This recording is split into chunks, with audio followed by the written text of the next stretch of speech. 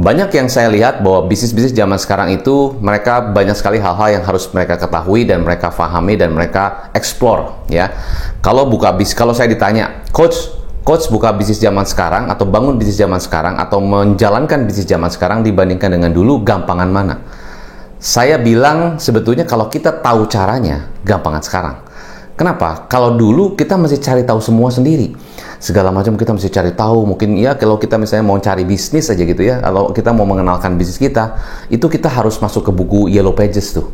Ya tahu ya Yellow Pages ya, yang masih banyak itunya tuh. Pokoknya kita mesti lihat tuh. Ya itu kan berbagai macam bisnis bisa di situ kan. Kita lihat tuh otomotif lah, toko besi lah, apa segala macam. Semua kita lihat satu-satu. Dan kita lihat yang mana yang kita pilih. Ya itu tuh yang paling besar iklannya, mungkin itu yang kita pilih. Nah jadi kemungkinan kita bisa dipilih oleh si customer itu kan lebih kecil dibandingkan kalau kita bisa waktu itu kalau kita punya uang yang lebih banyak untuk budgeting bikin iklan di Yellow Pages, ada kemungkinan lebih besar dipilih oleh customer, kecuali kalau customernya mereferensi ya. Mungkin kalau kita punya iklan ya paling sebaris aja itu udah berapa. Nah itu kan zaman dulu, jadi susah untuk mendapatkan customer ya kalau menurut saya. Nah tapi kalau zaman sekarang itu kita explore di sosial media, bahkan kita bisa mencari ya jasa-jasa tertentu dengan kita ketik keyword saja sudah langsung ketemu. Nah itu lebih mudah. Jadi kalau ditanya gampangan mana, kalau kita tahu caranya menurut saya gampang sekarang.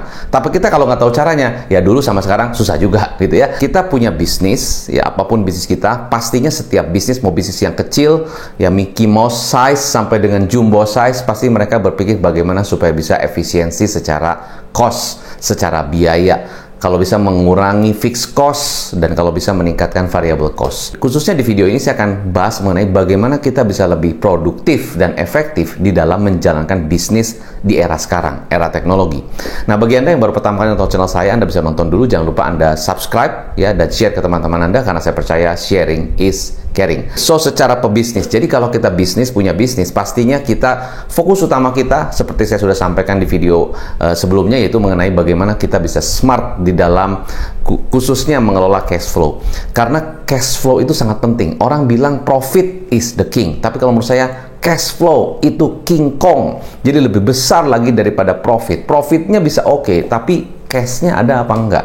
Kita aliran cash flow-nya lancar apa enggak? Jangan-jangan kita nggak lancar, ya. Nah itu penting. Jadi kalau kita bicara dari bisnis ya, dari arah depan nih, marketing, sales, lalu operation, lalu mungkin ke human resource, baru ke IT system, baru ke finance misalnya begitu kan. Semua kan harus efektif ya. Dari aliran marketing lancar, alirannya masuk dapat leads yang banyak, setelah leads dikonversi jadi sales, jadi customer, setelah itu customer diberikan service yang bagus, diberikan produk yang sesuai sehingga mereka happy, puas, kasih referensi, mereka beli lagi, repeat order, lalu juga secara sistemnya cepat dan sebagainya, lalu juga sistem keuangan, sistem pengendalian karyawan, semua efektif. Nah, sekarang begini, apapun usaha Anda, apapun bisnis Anda, pastinya kita memastikan aliran cash flow saya itu lancar. Ya kan, aliran cash flow saya lancar. Yang bikin kita stuck adalah apa? Yang bikin stuck adalah kalau saya sudah invest, contohnya saya invest di marketing, ya bikin iklan atau saya bikin satu ya promosi campaign dan sebagainya, leads banyak masuk. Setelah leads banyak masuk, itu ternyata yang dikonversi kurang. Jadi uang keluar, masuknya sedikit, stuck dong. Ya, atau saya beli barang, banyak beli barangnya, ada di gudang numpuk. Ya, setelah saya lakukan sales penjualan keluar sih, tapi sedikit sehingga barangnya numpuk di gudang, stuck juga cash flow-nya. Atau bisa juga begini, saya tiap bulan itu banyak melakukan efisiensi, ya marketing juga kita kurangi budgetnya, kita pembelian pun dikurangi budgetnya, tapi beban terberat adalah fixed cost karena karyawan kita terlalu banyak dan tidak efektif, stuck juga cash flow-nya. Misalnya saya punya karyawan ya sekian banyak ya, dan kita lihat dari setelah kita mapping, kita lihat datanya, kita analisa dan sebagainya, ternyata banyak karyawan-karyawan yang menurut kita tidak produktif.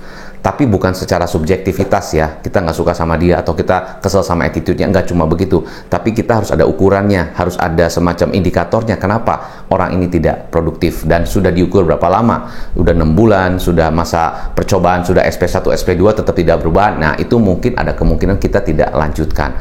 Nah atau bisa jadi kita mengubah ya struktur kita restructure ulang atau kita reshuffle ulang, bisa begitu ya.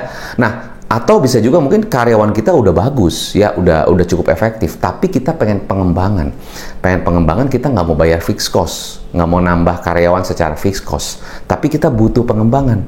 Misalnya saya butuh website tambahan, saya butuh misalnya untuk ada IT system bikin satu aplikasi tambahan, tapi saya tidak mau bayar fixed cost karena mahal kalau bayar fixed costnya per bulannya sekian. Tapi kalau saya bayar per project, kan saya bisa lihat satu project itu efektif apa enggak, misalnya begitu. Misalnya saya contoh, saya mau bayar mungkin satu jasa bikin landing page, jasa website, atau apapun jasa yang kita mau buat supaya marketingnya semakin lebih bagus, atau kita mau bikin desain, kita punya satu produk, kita mau redesign ulang sehingga dengan desain yang bagus kita bisa jual lebih banyak, margin lebih tinggi, misalnya begitu. Tapi kita nggak mau bayar orang desain dengan fixed cost karena cukup mahal dan cari orang bagus pun tidak mudah. Nah, daripada kita begitu cari orang lambat, ya juga mungkin waktunya perlu cari yang benar-benar spesifik, kan tidak mudah juga. Dan kalau dapat yang bagus pun harganya mahal, bukan mahal sih, mahal gitu kan.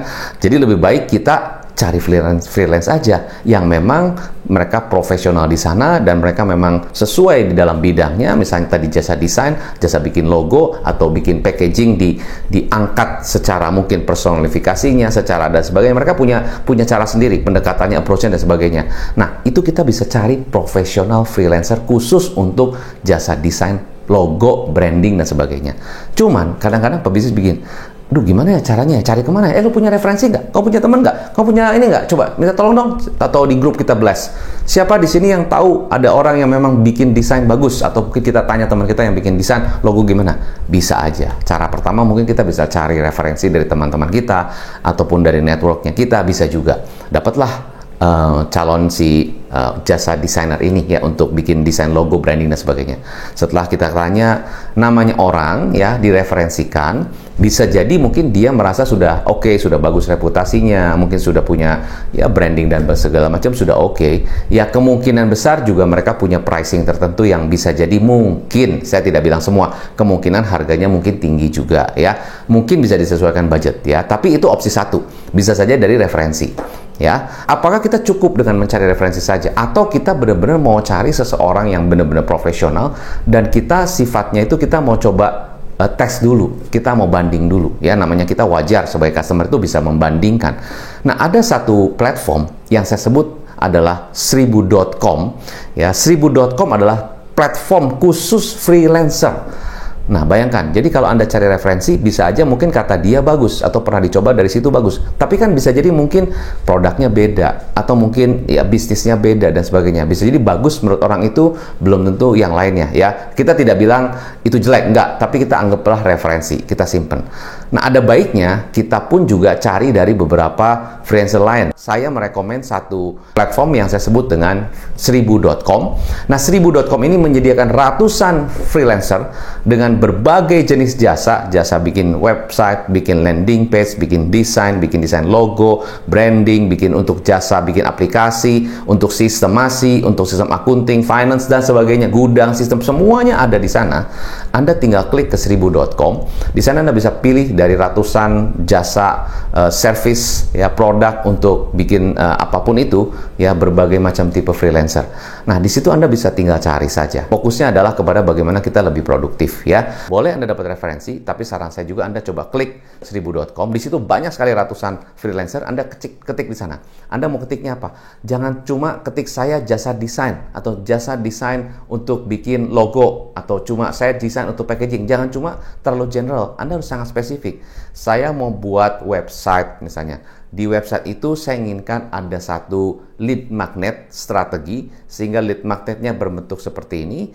Lalu dari situ lead magnet itu akan tarik data untuk mendapatkan email address ataupun database dari calon customer kita. Nah, kita mau buat landing page bukan hanya tentang copywritingnya dan desainnya, tapi bagaimana supaya lead magnetnya itu bisa approach-nya bagus dan tepat. Apakah ada jasa freelancer untuk khusus membuat lead magnet landing page? Nah, jadi bukan freelancer untuk landing page saja, tapi freelancer untuk membuat landing page dengan lead magnet yang efektif. Nah, itu kalau kita referensi, nah apakah dia buat sampai sedetail itu? Kenapa saya sarankan Anda harus sangat detail? Karena gini, kalau terlalu general, Anda akan sama-sama dengan kompetitor Anda. Kan kompetitor Anda juga punya lead magnet, kompetitor Anda juga punya landing page, kompetitor Anda juga punya website, ya kan?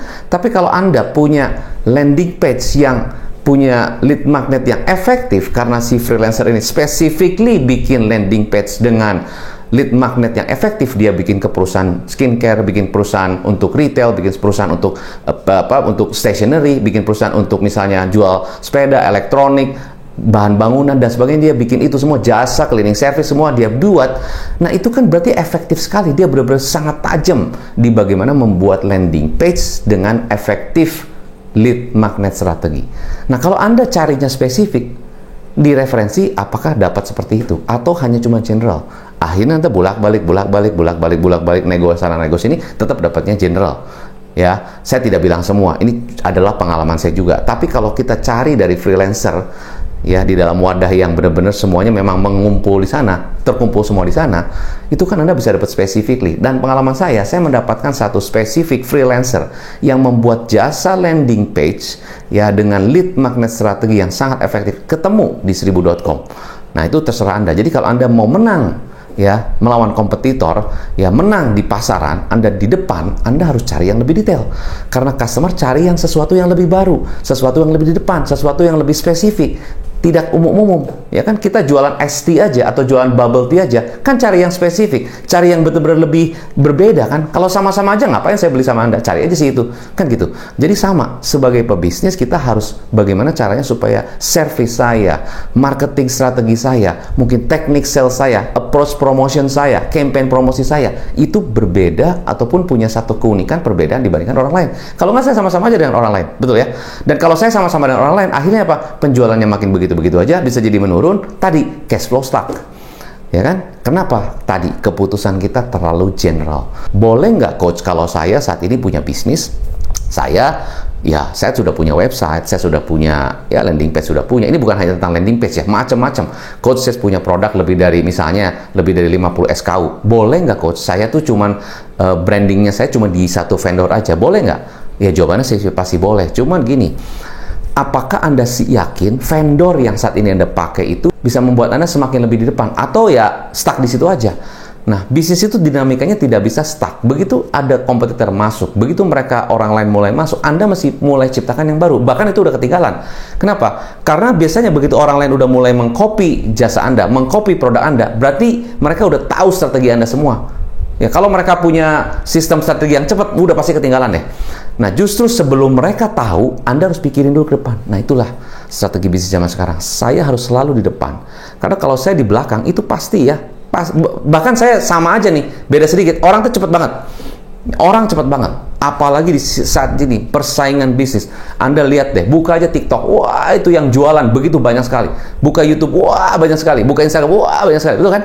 Kalau saya di situ-situ aja, ya sosial media, desainer yang saya gunakan itu aja, atau saya gunakan untuk misalnya jasa untuk itu aja. Bukannya saya bilang nggak bagus, itu bagus. Tapi Anda harus ukur, Anda harus evaluasi every week, mungkin setiap hari bahkan, untuk melihat saya dengan kompetitor gimana bedanya. Ada beberapa pemain bisnis yang memang harus cepat banget. Ada pemain bisnis yang mungkin bisa lebih santai. Tapi tujuan saya adalah begini, Anda kalau tahu ya jasa freelancer, itu Anda benar-benar bisa lebih di depan. Kenapa? Freelancer pun berlomba-lomba untuk mereka memberikan servis yang terbaik. Kenapa? Karena mereka juga sama. Mereka pun ingin agar diberikan servis atau diberikan satu kepercayaan untuk bisa perform dengan bagus. Makanya mereka berlomba-lomba untuk mengupgrade servis mereka dan kualitas mereka. Dan mereka ingin supaya Anda bisa memilih mereka, kan gitu. Nah, bagusnya buat Anda adalah 1000.com itu Anda bisa tinggal pilih nih. Nah, itu udah yang bagus-bagus. Ya kan? Karena itu adalah orang-orang yang memang pengen memberikan yang terbaik untuk Anda. Karena mereka profesional di bidangnya. Nah, kalau Anda ditangani oleh seseorang yang pro, ya, dan ditangani sama orang yang general, menurut Anda kira-kira bagusan mana? Ya, jadi dalam video ini saya ingin highlight kepada Anda begini. Silahkan Anda putuskan sendiri. Di sini saya sebagai business coach, saya hanya merekomendasi Anda, bukan karena saya bekerja sama dengan 1000.com, tapi karena saya pun mengalami sendiri dan saya pun melakukannya sendiri. Ya, sebagai pebisnis saya pun sama, ya. Apapun bisnisnya saya rasa Anda juga sama, pasti kita harus cepat larinya. Kalau nggak kita pasti ketinggalan. Nah, itulah salah satu cara saya, strategi saya yang saya spill buat Anda, bagaimana kita bisa memilih profesional jasa orang-orang yang bisa bantu bisnisnya saya. Itu saya cari profesional. Kenapa? My business, saya ingin di depan. Saya ingin lebih di depan supaya saya bisa memenangkan kompetisi dan saya bisa lebih bisa memberikan yang terbaik untuk customer-customer saya. Itu saja tugasnya. Kalau saya ketinggalan, saya tidak bisa memberi lebih, sepertinya saya sebagai pemilik bisnis kayaknya tidak efektif dan kurang berhasil. Ya, maka saya harus terus improve diri, upgrade diri, mencari yang terbaik supaya hasilnya terbaik. So, silahkan Anda klik 1000.com, Anda explore, dan Anda pelajari, dan Anda pilih yang spesifik khusus yang Anda perlukan di bisnis Anda. Saya Hendra Hilman, sukses selalu, salam pengusaha.